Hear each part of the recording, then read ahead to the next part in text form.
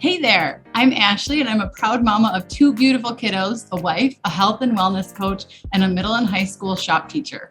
Hi, I'm Roberta, mama, wife, educator. I'm an entrepreneur and homeschool mom navigating the work, family, social life balance. Together, we will discuss various topics near and dear to our hearts for teachers and mamas, like routines, health, habits, self-care, and so much more. Living a healthy lifestyle is for everyone from young children to adults. Health, wellness, and emotional and social well-being starts at home and should be expanded upon in the classroom. Everyone can benefit from the Teacher Mamas podcast. So if you're ready to learn some helpful tips, let's do this thing. Hello. We are going solo today, Roberta and I. We've had a lot of interviews lately, and we decided we just want to come in and talk to you guys about, we hear this all the time, ways to say no to people in a much nicer way than just saying no. So we've talked about this before when talking about boundaries, but we wanted to break it down even further for those of you always finding yourself saying yes to things that are not in line with your values or maybe don't bring a sense of purpose. Maybe you're just saying yes to say yes. They don't bring joy. You actually like despise the thought of doing it. Or maybe they don't bring ease in your life and they're just causing more commotion and ruckus. So, a lot of what we're going to talk about today comes from the book Essentialism by Greg McKeown. I don't know how to say his name, but I think it's McEwen. So I highly suggest that everyone goes and grabs this book because it is something that we can all be working on all the time. I read this like 2 months ago or something like that.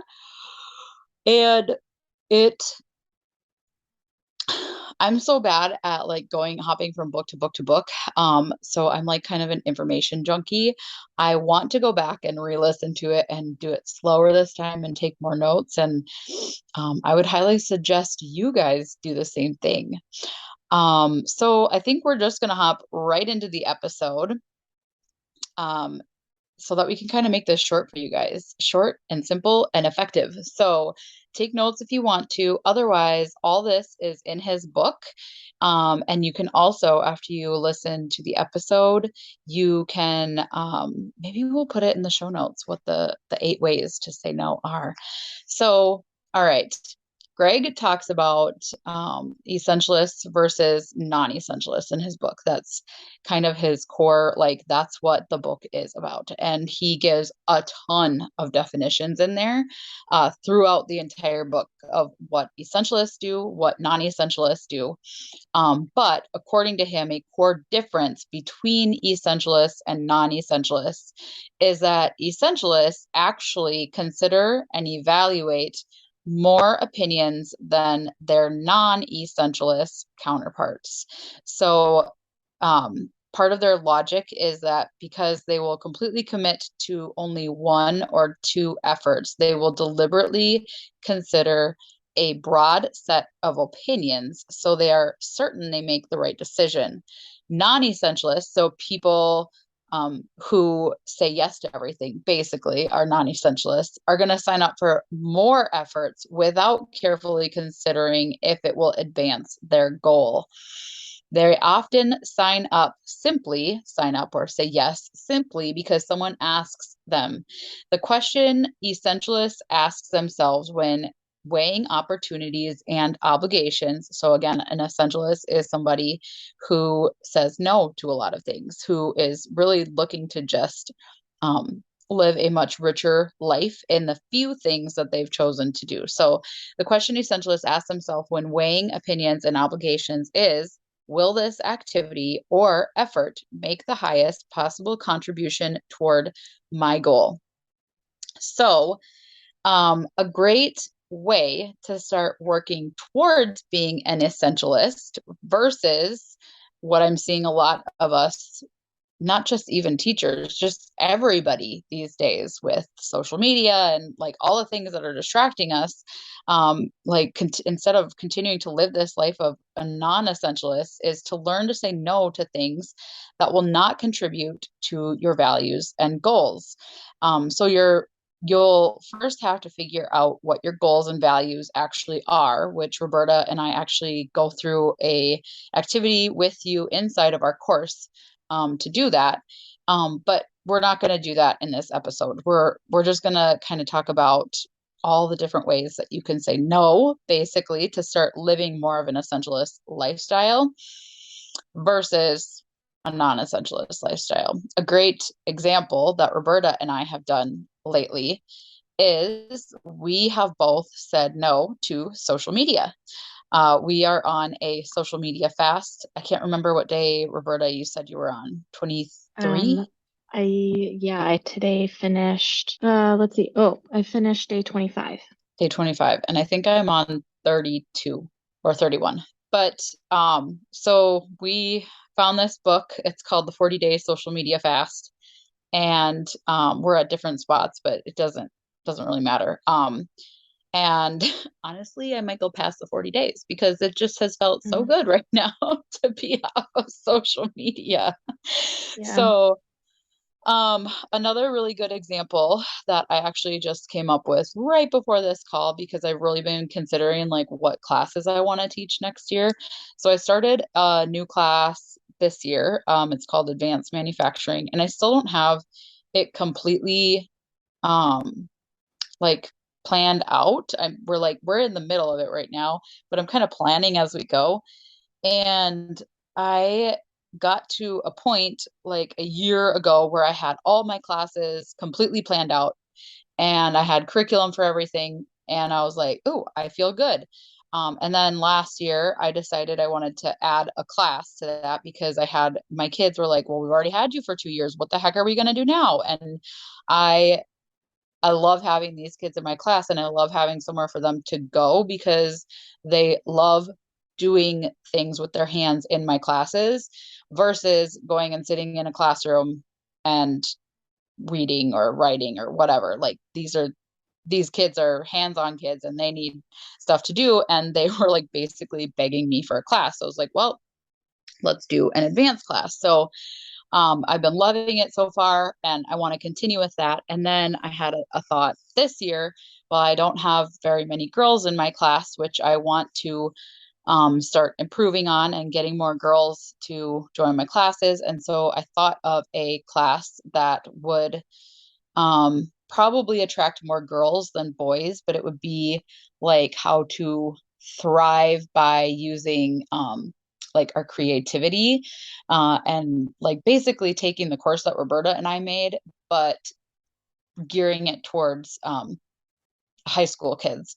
So I was thinking about that this morning and I'm like, I still don't have this class completely nailed down. I can't serve the kids in this new class that I just made to the best of my ability until I have that nailed down. So I am deciding to wait on starting this new class until next year. So sometimes saying no is saying no to ourselves, right? Like we come up with all these grandiose ideas all the time. And this is me like to a T, like I want to do everything all the time. But we have to sometimes say no to ourselves just as much as we say no to other people.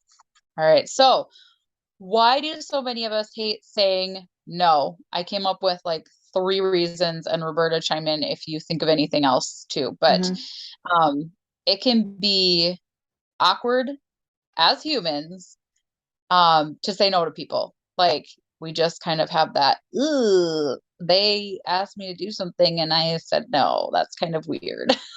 And we don't like being in awkward situations. So number 1, it's awkward. Number 2, we are people pleasers, especially as teachers. We are people pleasers. We want to do everything for everybody else all the time, and which leaves not a lot of time for ourselves or for taking care of ourselves. And we also don't want to hurt people's feelings. So Number 2, we're people pleasers and we don't want to hurt other people's feelings. Number 3, we are achievers, most of us. And some of us like to be, depending on your personality, some of us like to be publicly recognized. So we say yes to as many things as possible to get the recognition and feel the success. Now, we're not going to outright say, I like being recognized, right? But if you look inside yourself, because I've had this come up with me too, like we have emails that go out with like appreciation to teachers and stuff like that. And I'll be like, oh, well, I just did that and I didn't get recognized for it, you know? So it's not like I'm going to come right out and say, I like being recognized for things. But if you look deep inside of you and you look at the reason as to why you're saying yes, is it because you're looking for some sort of recognition? And a good, like, here's a good example for you. So I'm on like the tech ed teacher email list, and the amount of emails that I get with things going on for kids in tech ed is absolutely, like, it's crazy how many things that we could get involved in. But if I say yes to those things, am I saying yes for the good of my kids and for the good of my program? Or am I saying yes because I'm like, oh, the community members will think this is really cool and I'll get the recognition and blah, blah, blah, blah, blah. Right. So most of the things that come my way, I'm like, no way in heck are we doing that. That's crazy. Yeah. Well, and I think a good point to bring up here too, then, is like if we're saying yes to something, I think we also have to understand that by saying yes to something, we're also saying no to something else Right. inadvertently. So, like, if I'm saying yes to an extra student on my caseload because I'm a private tutor, then I'm saying no to quality time with my family.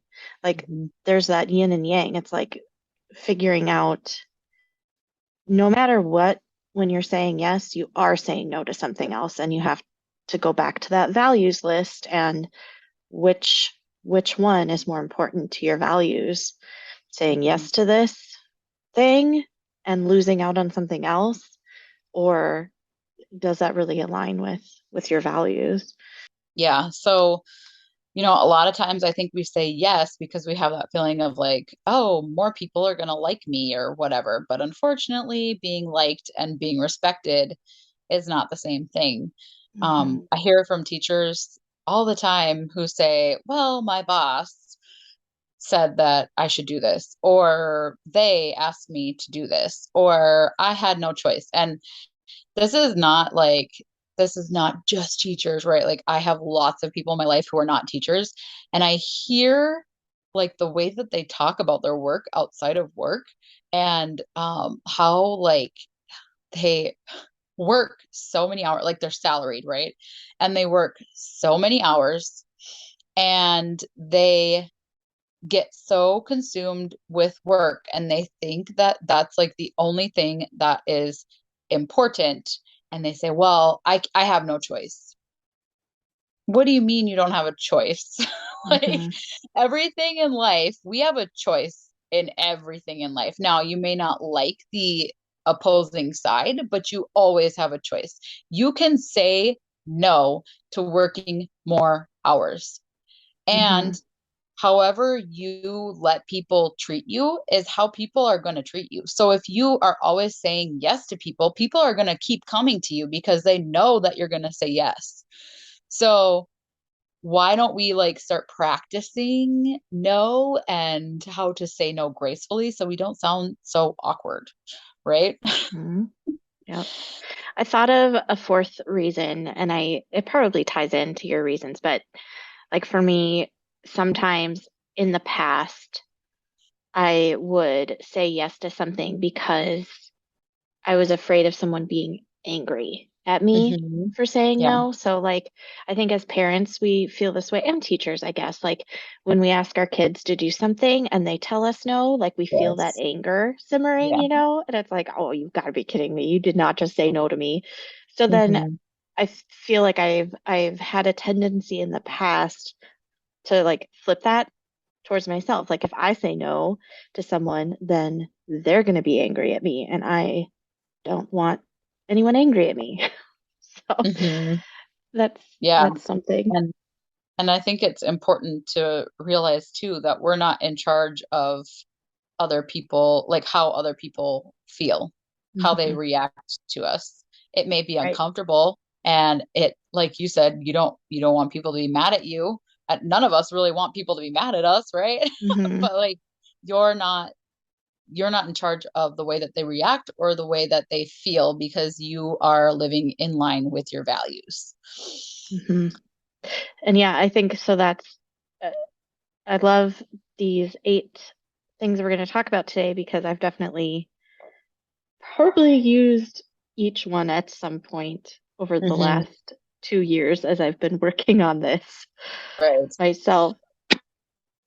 So if you're really bad at saying no, it's okay. It's a skill and it's like a muscle. Like if you work out, your muscles are going to get bigger, right? So it's just Hmm. like that. Like if you keep practicing saying no, it's going to get easier and easier and easier. So let's dive right into 8 ways to say no without saying no and sounding rude about it. So, number one, and you guys, these are all from that book that I talked about. These are directly from Greg McKeown. So, number one is use an awkward pause.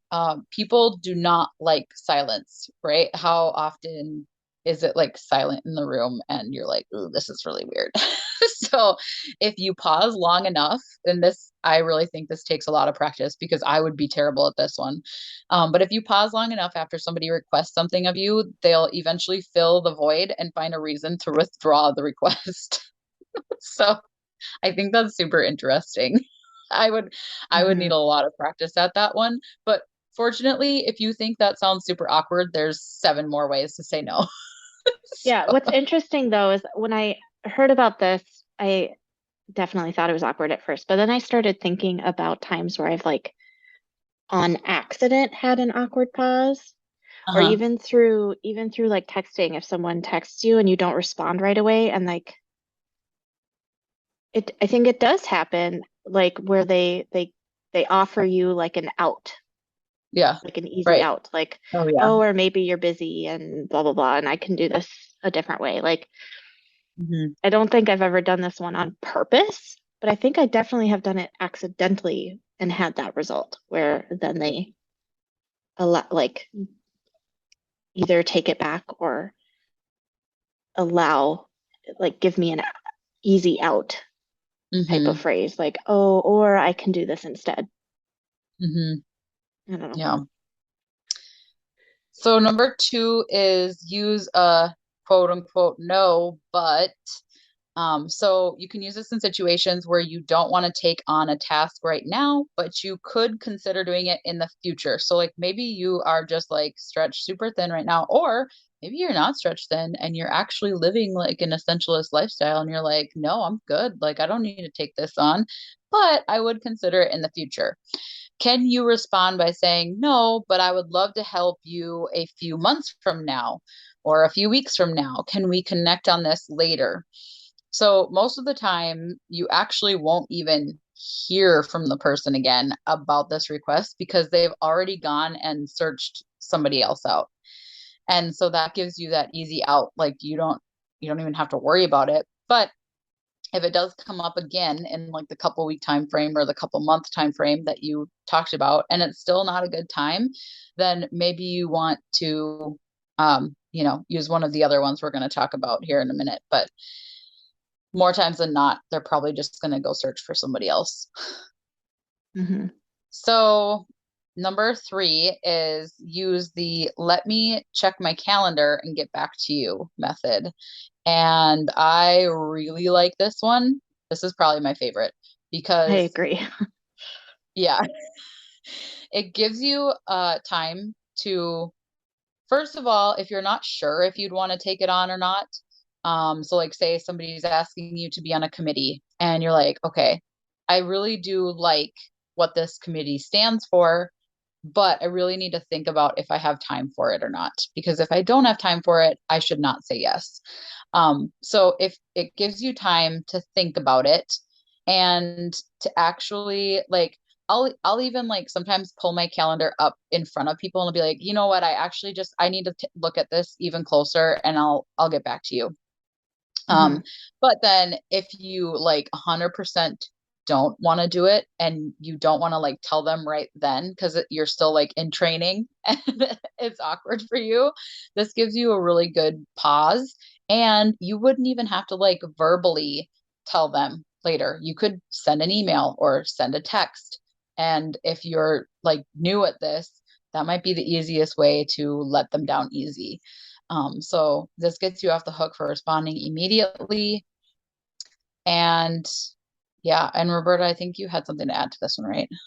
Yeah. Yeah, I mean, I use this one all the time, partly because I really truly do need to check my calendar because the amount of times I've accidentally overbooked because I didn't remember about something. I mean, Mm-hmm. and then I feel super awful. I feel super guilty needing to like back out later. Um, so I think this one's good for so many different reasons.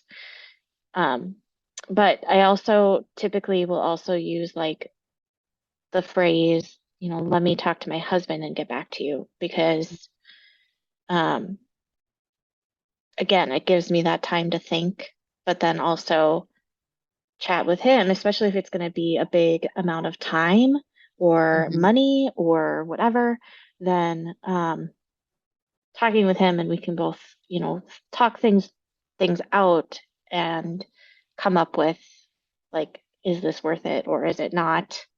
Mm-hmm. Um, and then from there, I can come up with what to say and get back to the person.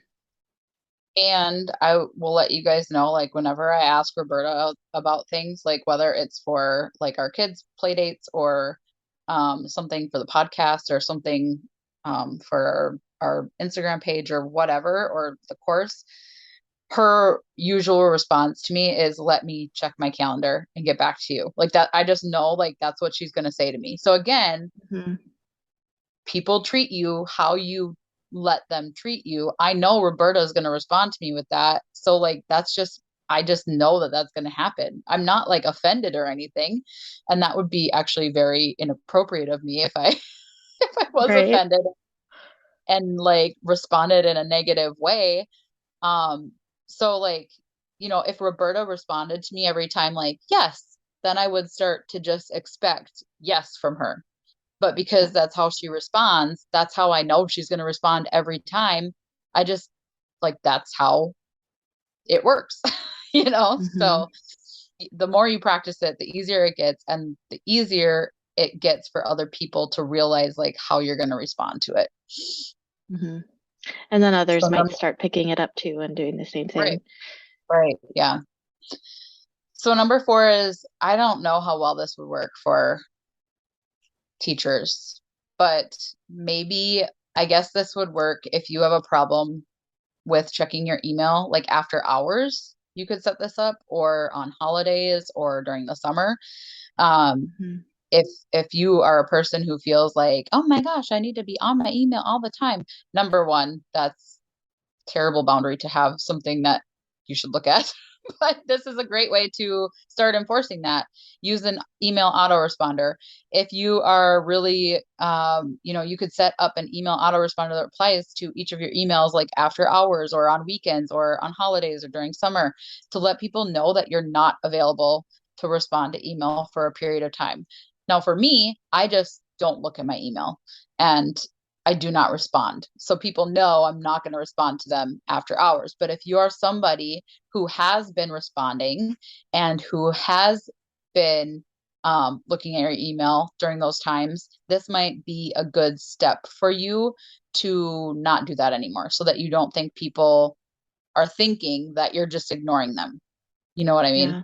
Right. Yeah, exactly. It's a good way to enforce like your boundary with um I'm thinking with teachers and parents especially. Oh, yeah. And you might have sent out a policy at the beginning of the semester or whatever saying like I'm going to respond to emails within whatever but what I think of is especially during the pandemic and since then, Oh, I've talked to so many teachers who have had parents that just and high school students who think they can mhm. email and get a response for help like immediately at any point in the Right. day or get a grade or get a question answered on the grade book or whatever.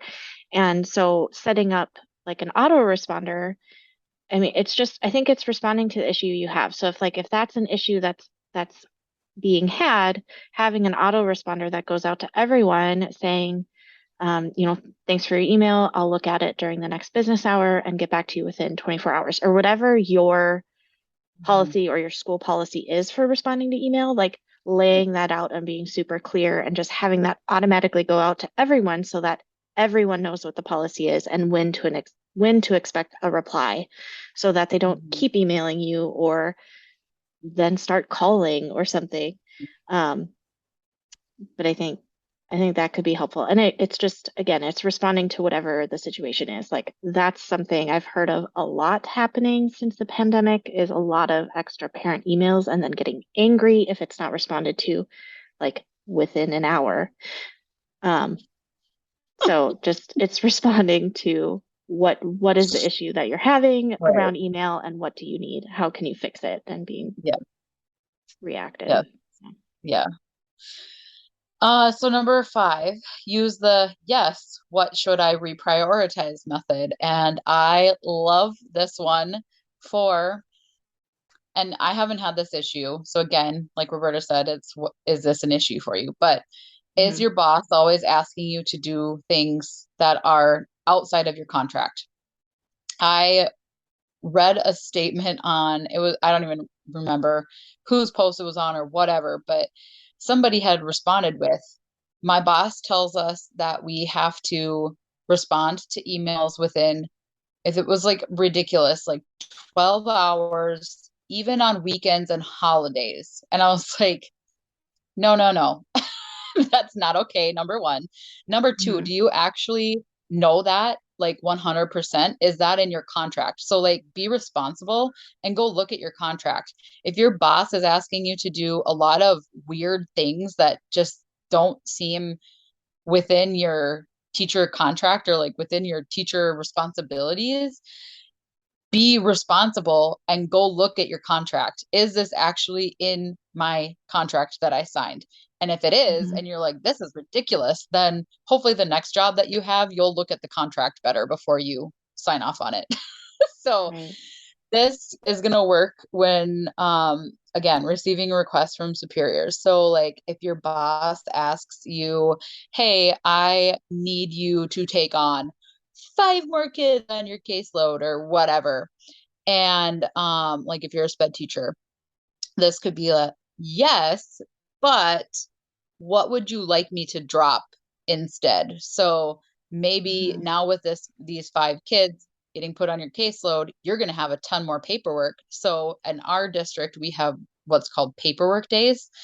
And so like the teachers can take a day off, not a day off of work, but a day off from the classroom, and they're at school and they're just working on paperwork. And so it could be like, okay, yes, I'll take on these 5 kids, but I like, would you like me to take 5 more days off of my teacher contract and I could use 5 more paperwork days? So like, what do you want me to prioritize? Because you can't put 5 more things on my plate without taking something else off. Yeah. And I think this applies really well to like elementary, and not every district does this, but like especially after like teacher workshop days, there are things that and they're like, we expect you to like start implementing these things right away and adding these things to your schedule. And I think I just can remember so many instances where it's like you feel so overwhelmed as a teacher because it's like, okay, but I already have a full day. How am I going to fit this in? So having this question is going to be super helpful. So yeah, okay, I see the value in this. I'll definitely add it in, but what are you okay with me dropping? Or at least dropping while we implement this new strategy? Because when you implement new things, it takes more time than when it's, a routine part of your schedule that's just part of the schedule now. And it doesn't take as long as when you're first starting to implement it. So asking that question, okay, but what then do we let go for a while or forever? Yeah. And I think like we have like, there's a lot of people out there who just have this like automatic negative connotation that their principal is going to like automatically say no to them, like, no, you have to keep doing everything and put this and blah Mhm. blah blah blah blah. Where in reality, they probably don't even like understand what they're asking us to do fully. I'm not like saying that they're stupid or anything like that, but like they're Right. not in the classroom. So it may be like slipping their mind, like, oh, this actually is going to take a lot of time. So what could I let my people drop instead? Mhm. Where they wouldn't have thought about that if you didn't ask that question. Yeah. Number 6, I would feel really uncomfortable using this one because I've had this done to me, and I actually kind of feel like it's uh I want to say like flaky, but I think it depends on the way that you use it, because I read something right before this that was like, oh yeah, that I could see that. But then some of the other responses I was reading, I was like, that if I got that response, I would just ask the person, like, what do you mean by that? I don't understand. So number 6 is use a bit of humor.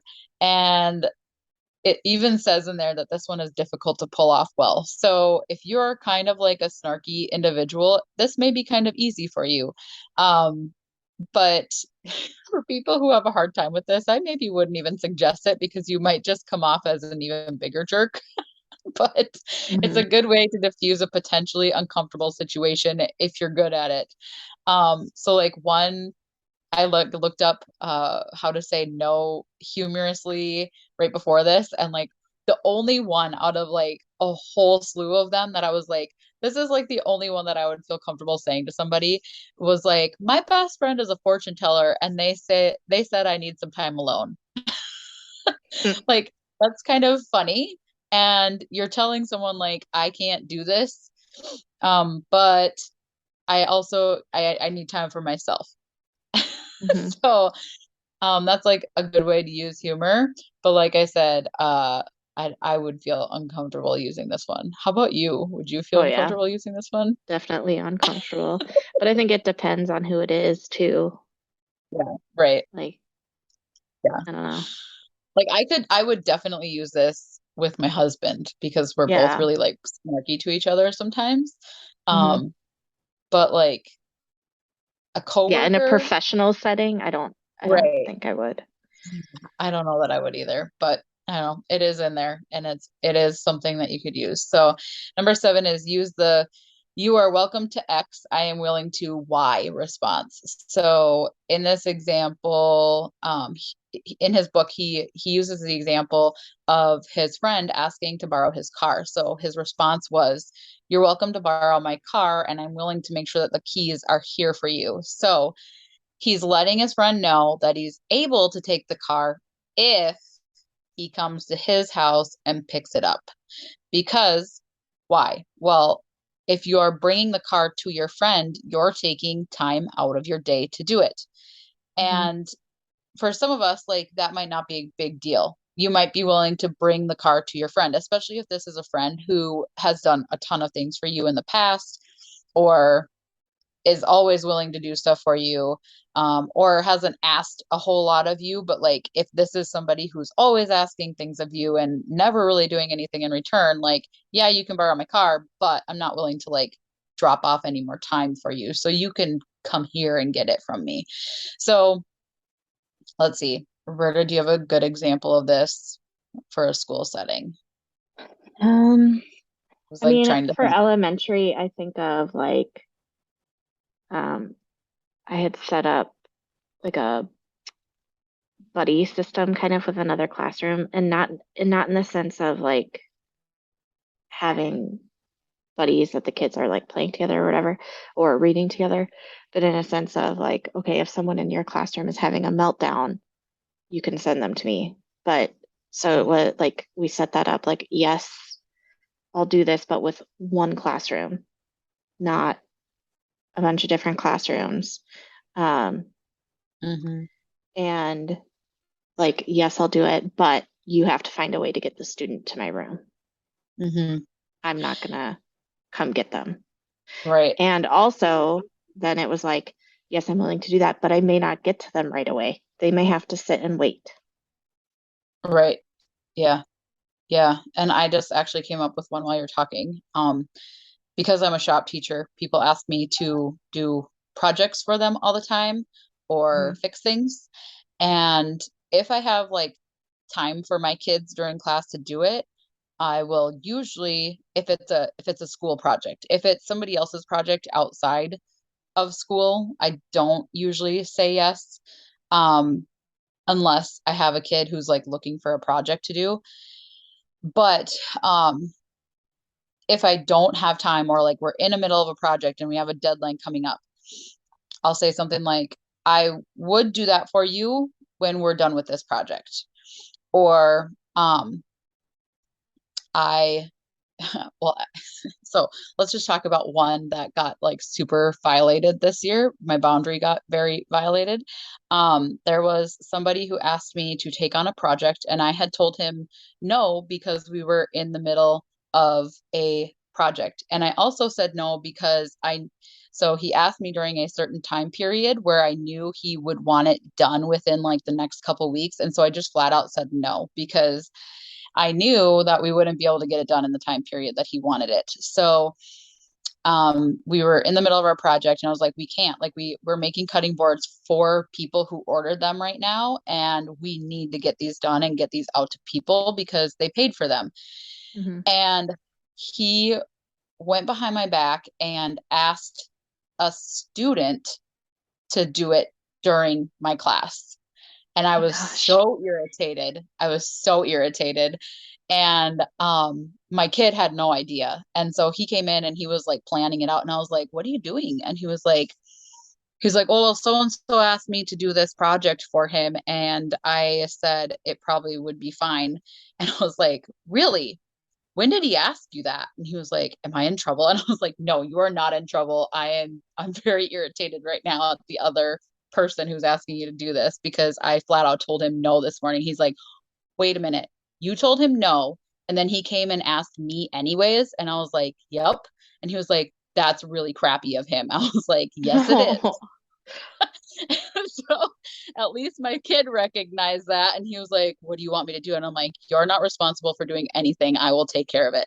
So this is just like, this doesn't exactly go with this one, but it's a good reminder to you guys that like you can put boundaries in place, but people are always going to try and violate them.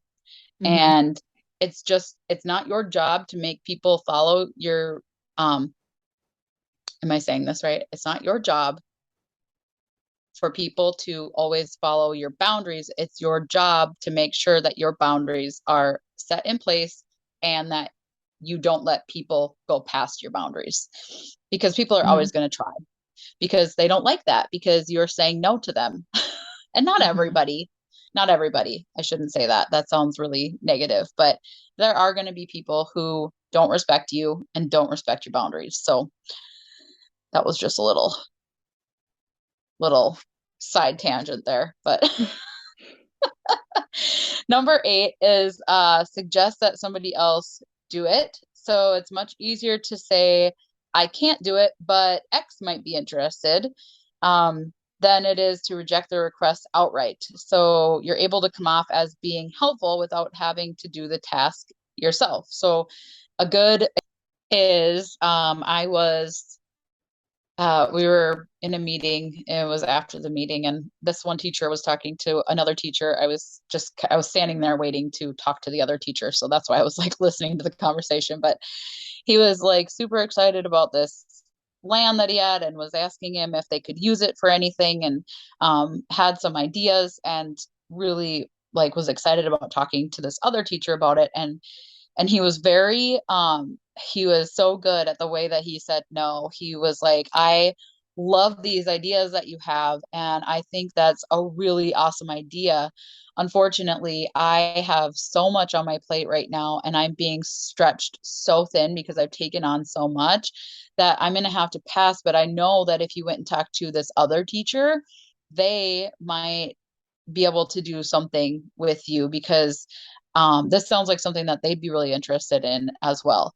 And I just was like so impressed with the way that he handled it. And I was like, because the other guy was so excited. And so just saying, like, no, I'm not interested, like that would be rude. And so he was very like thoughtful in his response. And he he could tell that he was very excited about it, and he didn't want to like let the wind out of his sails either. But he like deflected it to somebody else. So that's a really good one to use as well, especially if you know if it would be something that somebody else would be interested in. Like, is this something that they love to do? Then give them the opportunity to take it on if you think that they would like to. Well, hope you guys enjoyed this. Like I said earlier, maybe we'll put these 8 right in the show notes. So you guys can just like quickly go back and look at them without listening to the whole episode again.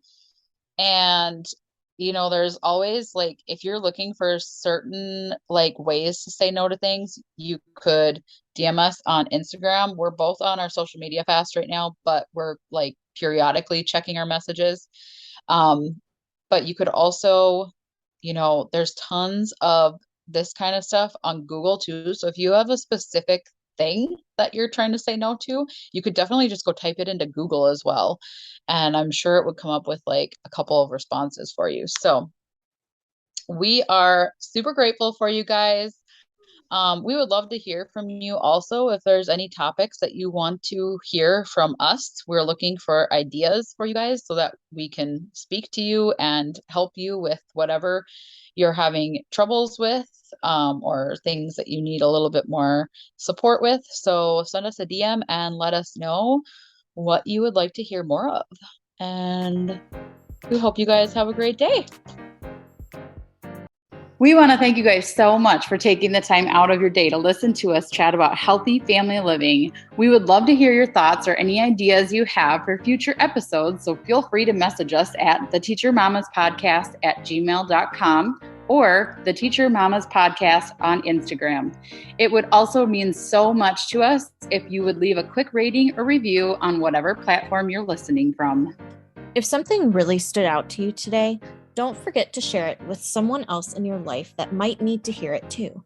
Spread the word. Please don't forget to share with your online community and tag us. For more positivity and inspiration on how we navigate life and the things we do on a daily basis to stay sane in the crazy, don't forget to go follow each of us on Instagram. Check the show notes for our handles.